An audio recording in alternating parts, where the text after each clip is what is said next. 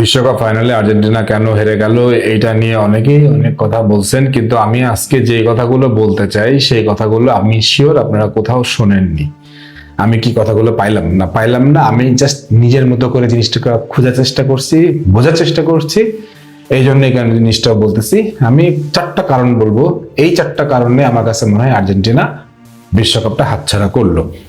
প্রথম যে কারণটা বলতে চাই সেটা হচ্ছে যে এমি মার্টিনেজের জন্য মানে আর্জেন্টাইন যে ডিফেন্ডাররা তাদের ফলস অফ এররটা বেশি হয়েছে। দেখেন, এমি মার্টিনেজ পুরো টুর্নামেন্টে খুব একটা ভালো করতে পারে নাই, কিন্তু ফাইনালে সব দুর্দান্ত সেভ দিচ্ছিল, দুর্দান্ত। লিটারালি 11টা সেভ দিছে, যেটা দুর্দান্ত। মানে এইগুলোকে মানে রীতিমতো গোলে কনভার্ট করা যাইতো। যখন এমি মার্টিনেজ ভালো খেলতেছিল তখন আর্জেন্টিনার ডিফেন্ডারদের ব্যাক অফ মাইন্ডে একটা জিনিস চিন্তা করতেছে, আরে সমস্যা নাই, এমি মার্টিনেজ তো পেছনে আছে। মানে তাদের ওই যে একটা চিন্তা যে গোলকিপার খুব ভালো করতেছে, তখন ডিফেন্ডিং এ তখন তারা একটু আলগা হয়ে পড়ে, একটু রিল্যাক্স হয়ে পড়ে।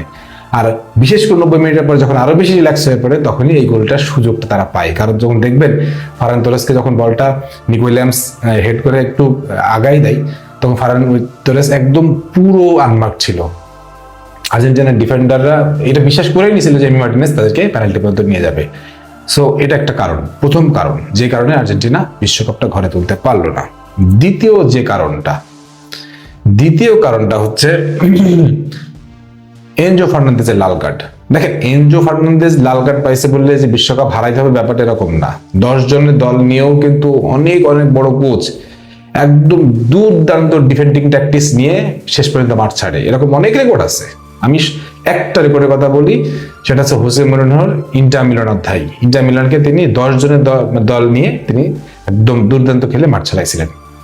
সো ওই সময় স্কালোনি মানে কি করলেন, মানে একটা খেলোয়াড় যখন লাল কার্ড পাইলো তখন তার প্ল্যান বি কি ছিল? প্ল্যান বিটা তার ছিল না। যখন সে লাল কার্ডটা পাইছে তখন স্পেন তাদেরকে আরো বেশি চেপে ধরার সুযোগটা পাইছে। কিন্তু স্কালোনি যদি প্ল্যান বি থাকতো, প্ল্যান বি থাকলে ডেফিনেটলি তারা এই সুযোগটা পাইতো না, তখন তারা প্ল্যান বি তে চলে যেতে পারতো। যে জিনিসটা ডেফিনেটলি একটা খুব বড় ভুগাইছে এনজো ফার্নান্দেজের লাল কার্ড। এবং এই ব্যাপারে আমার মনে হয় এনজো ফার্নান্দেজ বা আর্জেন্টিনার টিমকে সতর্ক করা উচিত ছিল যে তারা শুরু থেকে যেভাবে আগ্রাসী হয়ে উঠতেছে, একটা হলুদ কার্ড যখন খাওয়া হয়ে গেছে তখন তাদেরকে আরো একটু বেশি নিয়ন্ত্রিত খেলা উচিত ছিল, না হলে এই যে ভুল হতে পারতো সেই ভুলটাই হয়েছে এবং স্পেন তাদেরকে চেপে ধরেছে। তৃতীয় যে কারণটা হচ্ছে যে মেসি পরবর্তী অধ্যায়ে আলটিমেটলি আর্জেন্টিনার কি অবস্থা।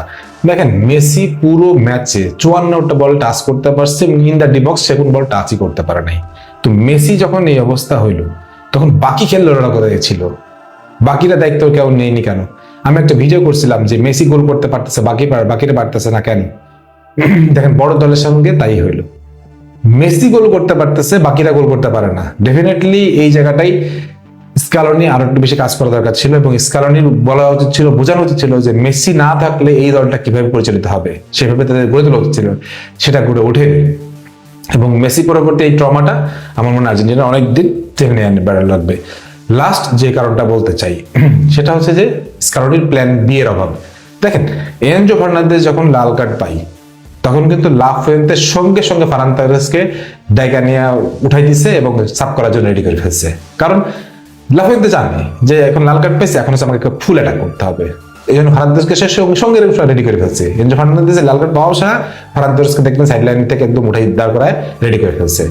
কিন্তু ওই সময় স্কালোনি ভাবতেছে এখন তাকে কাকে নামাবো, কি চিন্তা করতেছি, কাকে খেলাবো, তার প্ল্যান বি ছিল না। ওই যে বললাম 10 জনের দলকে প্ল্যান বি তে খেলাতে হবে, প্ল্যান বি ছিল না। সে তথাকথিত একটা মানে কি বলে ডিফেন্ডারকে দিয়ে সে ওই জিনিসটা মেকআপ করার চেষ্টা করছে এবং ফলাফল যা হয় তাই। আপনি যখন মানে বাসটা ডিফেন্ডিং লাইনের সামনে পার্ক করে দিবেন তখন আপনার গোল খাইতেই হবে এবং আলটিমেটলি তাই হয়েছে। সো স্কালোনি প্ল্যান বি এর অভাব। এবং স্কালোনি আমার কাছে মনে হয় স্কালোনি এই বিশ্বকাপে অনেক বেশি এক্সপোজড হয়ে গেছে। আগে বিশ্বকাপে তাকে বেশি মানুষ চিনত না, গবেষণা করতে পারে না, কিন্তু এই বিশ্বকাপে তাকে অনেক বেশি এক্সপোজ হয়ে গেছে, যার জন্য স্কালোনির প্ল্যানগুলো কাজ করে নাই।